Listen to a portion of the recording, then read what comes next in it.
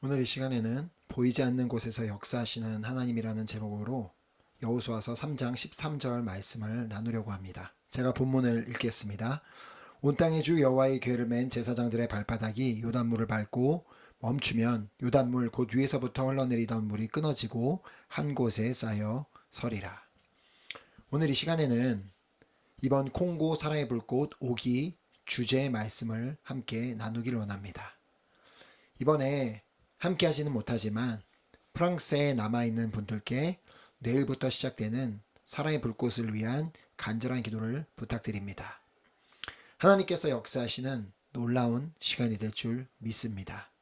또한 파리에서 드려지는 예배 가운데도 놀라운 은혜가 부어지는 시간이 되고 있음을 믿습니다. 저는 이 말씀을 콩고에서도 동일하게 예배 가운데 나누려고 합니다. 하나님께서는 이스라엘 백성들을 애굽에서 이끌어내시고 약속의 땅 가나안으로 인도하여 주셨습니다. 물론 그곳에 이르기까지는 오랜 시간이 걸리긴 했지만 중요한 것은 하나님께서는 단 한순간도 그들을 잊지 않고 떠나지 아니하셨다는 것입니다. 날마다 그들을 인도하셨고 그들을 지켜 보아여 주셨습니다. 또 날마다 먹을 것도 공급하여 주셨습니다. 그들이 날마다 주님이 함께 하심을 알 수 있었던 이유는 낮에는 구름 기둥으로 밤에는 불 기둥이 그들과 함께하며 그들을 인도하여 주었기 때문입니다. 또 날마다 땅에 만나를 내리셔서 그들로 하여금 먹을 것을 공급하여 주셨습니다.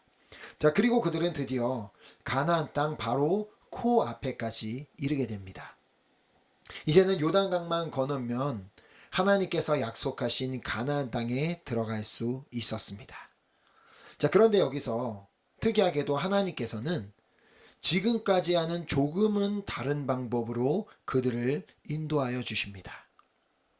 하나님께서는 요단강을 건널 것을 말씀하시며 여호와의 궤를 맨 제사장들의 발바닥이 요단물을 밟고 멈추면 요단물이 끊어지고 한 곳에 설 것이다라고 말씀하셨기 때문입니다. 그 뜻은 지금까지는 그들의 눈에 보이는 곳에서 역사하셨다면 이제는 보이지 않는 곳에서 역사하시겠다는 말씀이었습니다. 지금까지 하나님께서 행하신 일들은 다 그들의 눈앞에서 이뤄진 일들이었습니다. 특별히 애굽에서 행하신 이 10가지 재앙도 또 홍해를 가르신 사건도 다 그들의 눈앞에서 일어난 일이었습니다. 그리고 날마다 구름 기둥과 불 기둥을 그들의 눈으로 볼 수 있었고 또 하나님께서 반석에서 물을 내시는 것도 볼 수 있었고 하늘에서 내려주신 만나를 눈으로 볼 수 있었습니다. 하지만 이번엔 좀 달랐습니다. 제사장들의 발바닥이 요단물을 밟고 멈추면 요단물 위에서 흘러내리던 물이 끊어지고 한 곳에 쌓여 설 것이라고 말씀하셨기 때문입니다. 자, 그곳이 어디였는지는 16절이 말씀합니다. 곧 위에서부터 흘러내리던 물이 그쳐서 사르단에 가까운 매우 멀리 있는 아담성읍 변두리에 일어나 한 곳에 쌓이고 아라바의 바다 여매로 향하여 흘러가는 물은 온전히 끊어짐에 백성이 여리고 앞으로 바로 건널세. 사르단에 가까운 매우 멀리 있는 아담 성읍이라는 곳은 그들이 있던 곳으로부터 북쪽으로 대략 30km 정도 떨어진 곳에 있었습니다. 즉 그들의 눈으로 물이 어느 곳에 멈추어 서는지를 알 수도 볼 수도 없었다는 말입니다. 홍해가 갈라졌을 때는 그들의 눈으로 갈라진 물을 볼 수 있었습니다. 자, 그러나 이번에는 달랐습니다. 뿐만 아니라 하나님의 말씀에 순종하여 제사장들이 요단강에 발을 담갔다 할지라도 물이 줄어드는 것을 금방 확인할 수는 없었습니다. 물이 약 30km 앞에서 막혀 더 이상 내려오지 않는다 할지라도 그 사이 30km 구간 안에 있던 물들은 계속해서 내려오고 있었기 때문입니다. 자, 그러니까 물이 마르기까지는 상당한 시간이 걸렸을 것이란 말입니다. 어떤 학자들에 의하면 반나절 이상의 시간이 소요되었을 것으로 예상합니다. 자, 그런데 여기서 중요한 것은 제사장들이 처음 발을 담갔을 때부터 물이 마르기까지 그들은 그들이 섰던 그 자리에 그대로 있었다는 것입니다. 그 당시 요단강 물은 넘치고 있었습니다. 15절 말씀을 보면 요단이 곡식 거두는 시기에는 항상 언덕에 넘치더라. 궤를 맨 자들이 요단에 이르며 궤를 맨 제사장들의 발이 물가에 잠기자.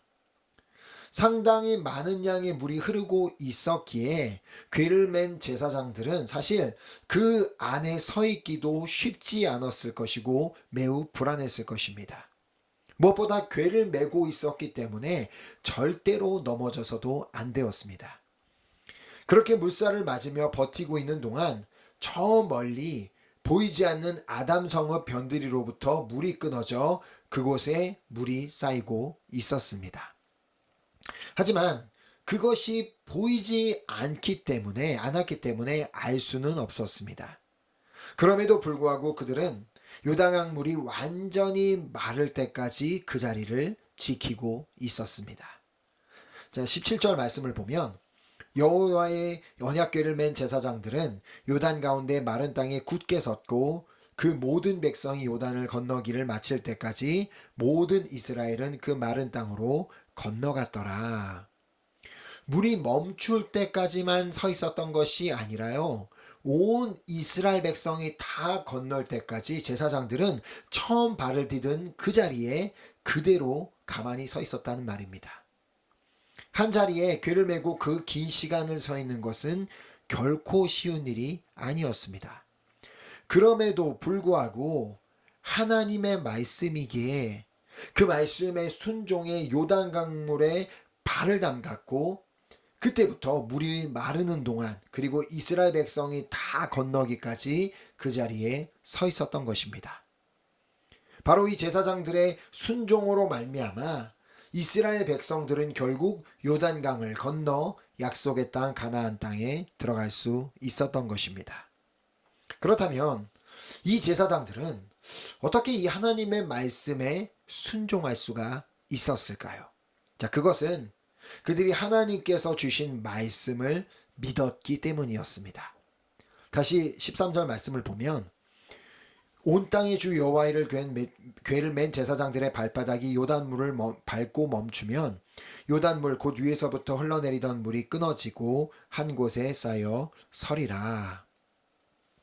자신들의 발이 요단물을 밟고 멈추면 그 물이 끊어지고 한 곳에 쌓여 설 것이라는 말씀을 그대로 믿었기에 순종할 수 있었던 것입니다. 처음에는 그들의 눈에 달라지는 것이 아무것도 보이지 않았을 것입니다. 물이 줄어드는 것이 확연하게 눈에 보이지는 않았을 것입니다. 무엇보다 진짜로 물이 끊어졌는지 아닌지를 알 길이 없었습니다. 자, 그럼에도 불구하고 물이 끊어지게 될 것이라는 사실을 믿을 수 있었던 이유는 그것이 하나님의 말씀이었기 때문입니다. 하나님은 신실하신 분이기에 당신이 하신 말씀은 반드시 행하는 분이십니다.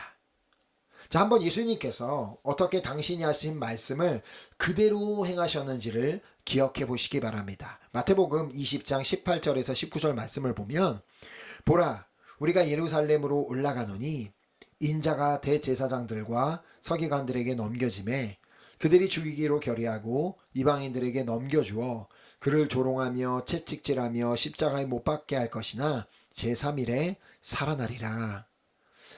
예수님께서 이 말씀을 하시던 당시에 이 말을 이해하거나 또 그렇게 될 것이라고 믿었던 사람은 아무도 없었습니다. 예수님이 대제사장들과 서기관들에게 붙잡히게 될 것이라고 상상조차 못했으며 예수님이 조롱을 당하고 채찍질을 당하며 십자가에 못 박혀 돌아가실 것이란 말은 도무지 믿을 수가 없었습니다. 그런데 예수님께서 말씀하신 그대로 이루어졌습니다. 당신께서 하신 말씀대로 예수님은 붙잡혀 가서 조롱을 당하셨고 채찍에 맞으셨을 뿐만 아니라 십자가에 못 박혀 돌아가셨습니다. 여기서 더 중요한 것은 예수님께서 말씀하신 그대로 3일 만에 살아나셨다는 것입니다. 예수님께서 십자가에 못 박혀 돌아가신 후 그분의 말씀대로 3일 만에 다시 살아날 것이라는 것을 믿었던 사람은 아무도 없었습니다. 제자들도 예수님을 따르던 그 어떤 누구도 믿지 못하고 있었습니다. 다만 어떻게 할지 몰라 두려움에 떨고 있었을 뿐이었습니다. 그런데 이 예수님의 말씀을 기억했던 한 무리가 있었습니다. 아이러니하게도 예수님을 믿지 않았던 대제사장들과 바리새인들이었습니다. 그래서 마태복음 27장 63절을 보면 그들은 빌라도 앞에 모여 이런 말을 합니다. 주여, 저 속이던 자가 살아있을 때에 말하되 내가 사흘 후에 다시 살아나리란 것을 우리가 기억하노니. 그래요, 그들은 예수님의 무덤 앞을 굳게 지킬 것을 빌라도에게 부탁합니다. 왜냐하면 제자들이 와서 시체를 훔쳐가 놓고 예수님이 부활하셨다고 거짓말을 할 수도 있었기 때문이었습니다. 하지만 그 어떤 제자도 그 말을 기억해서 실천에 옮기려고 하던 사람은 없었습니다. 오히려 한 집에 모여 숨어 있었을 뿐이었습니다. 그러나 우리 주님은 당신의 말씀에 신실하신 분이기에 당신이 말씀하신 그대로 3일 만에 살아나셨습니다.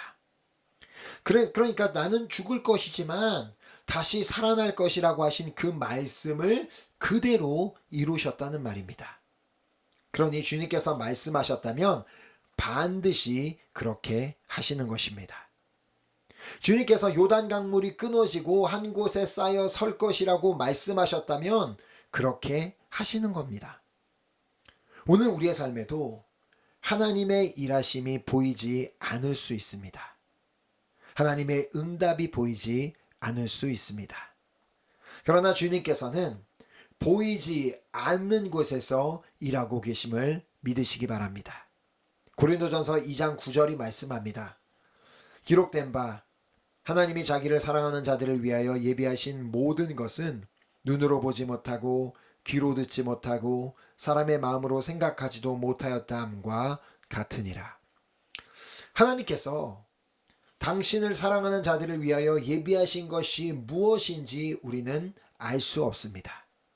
그러나 하나님께서는 구하는 자에게 좋은 것을 주시는 분이기에 우리는 그것을 믿으며 주님의 때를 인내하며 기다려야 하는 것입니다.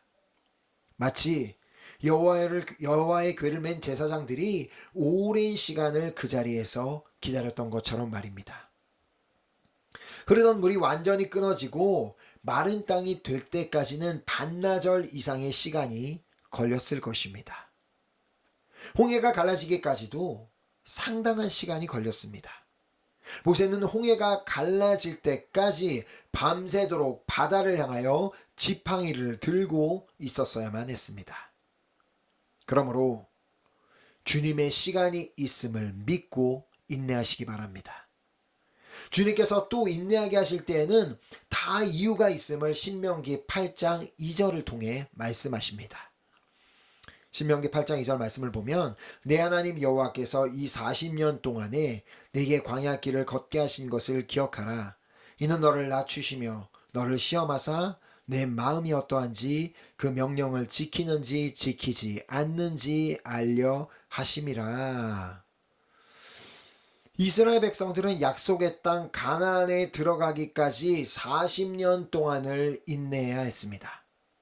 하나님께서 그렇게 광야의 길을 걷게 하신 이유는 그들을 낮추시기 위함이었고 그들을 시험하사 그들의 마음이 어떠한지 하나님의 명령을 지키는지 지키지 않는지 알기 위함이었습니다. 즉 그들이 하나님의 백성으로서 하나님께서 주시는 약속의 땅에 들어갈 준비가 되어 있는지를 알기 위함이었던 것입니다. 그래서 마지막 순간까지도 그들을 시험하신 것입니다. 사실 언약궤를 맨 제사장들에게만 힘든 시간이 아니었습니다.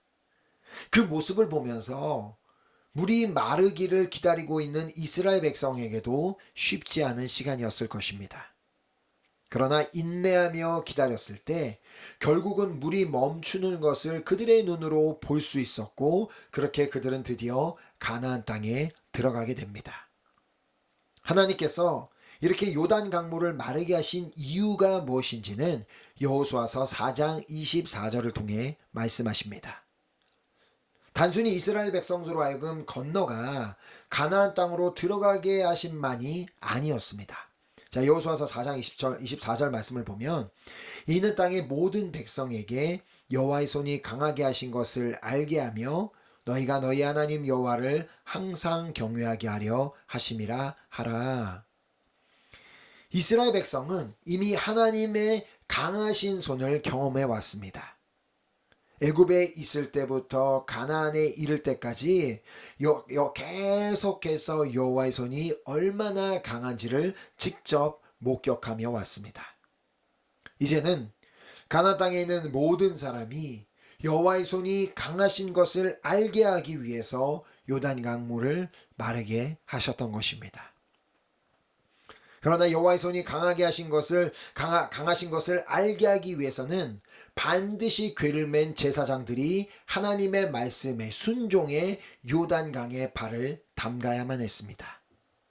즉 제사장들이 여호와를 경외했기에 요단강에 발을 담그고 인내할 수가 있었고, 그들이 인내하였기 때문에 요단강물이 말라 하나님의 손이 강하신 것을 가나안 땅에 있는 사람들에게 알릴 수가 있었습니다. 오늘도 누가 하나님을 경외할 수 있겠습니까?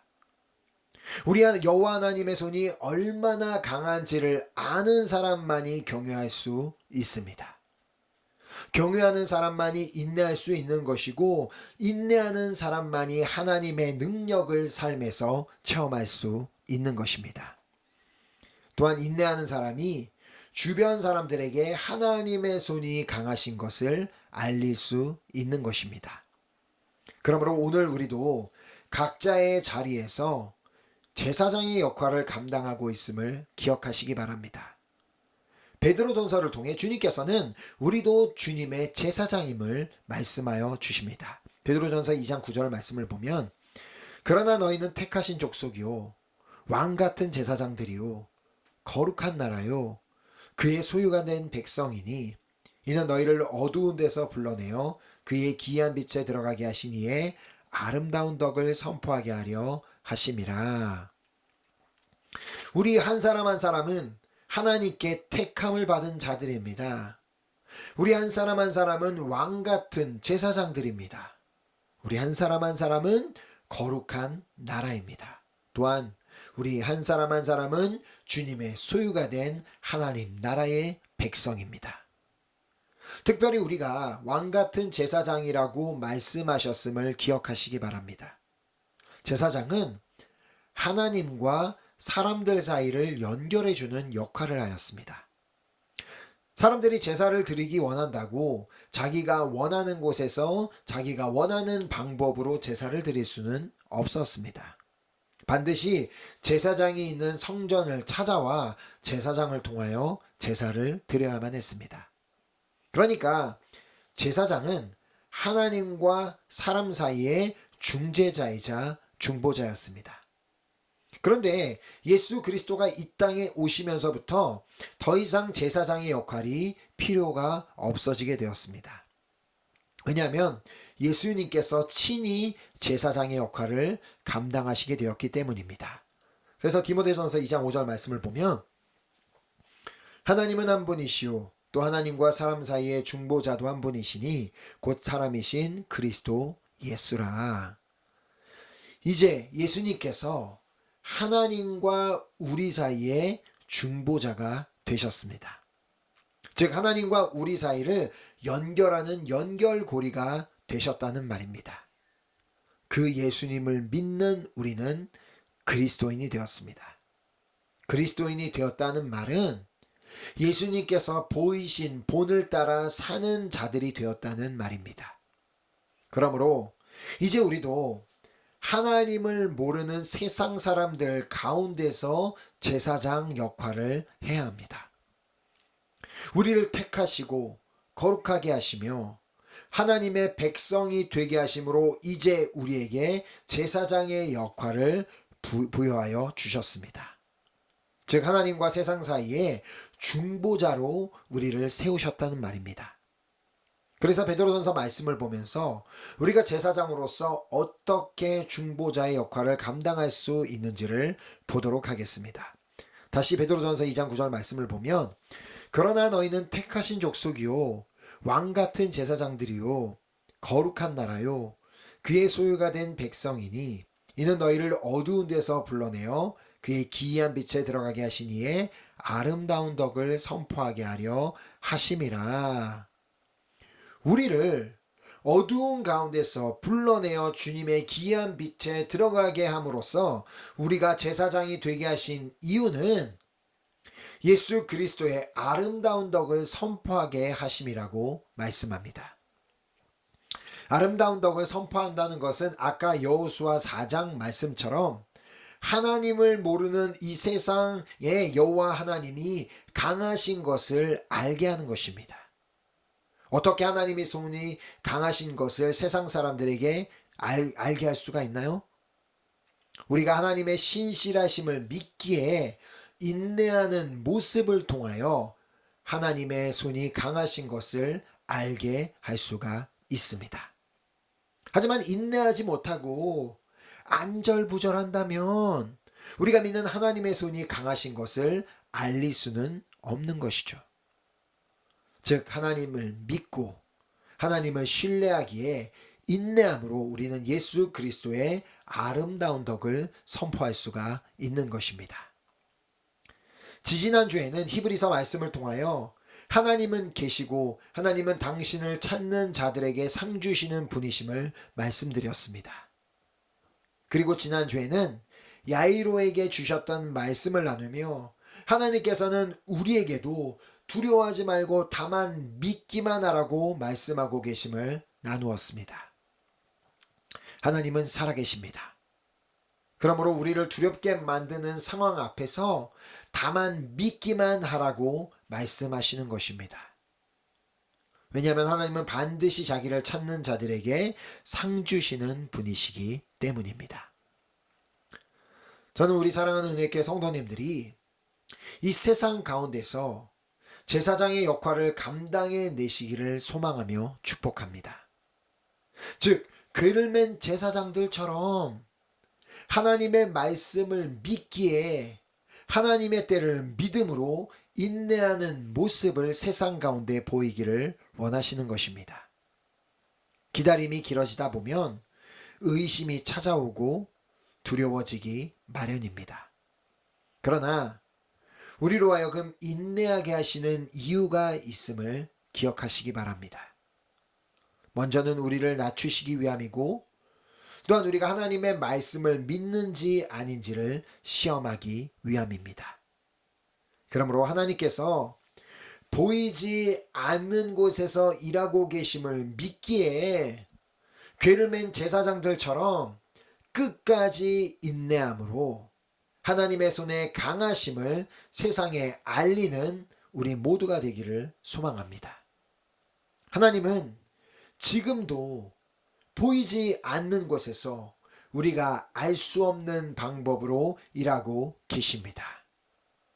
주님이 일하고 계심을 믿기에 끝까지 하나님의 말씀을 믿고 인내하는 이 시대의 제사장들이 되시기를 예수 그리스도의 이름으로 축복합니다. 아멘. 제가 기도하고 마치도록 하겠습니다. 하나님 감사드립니다.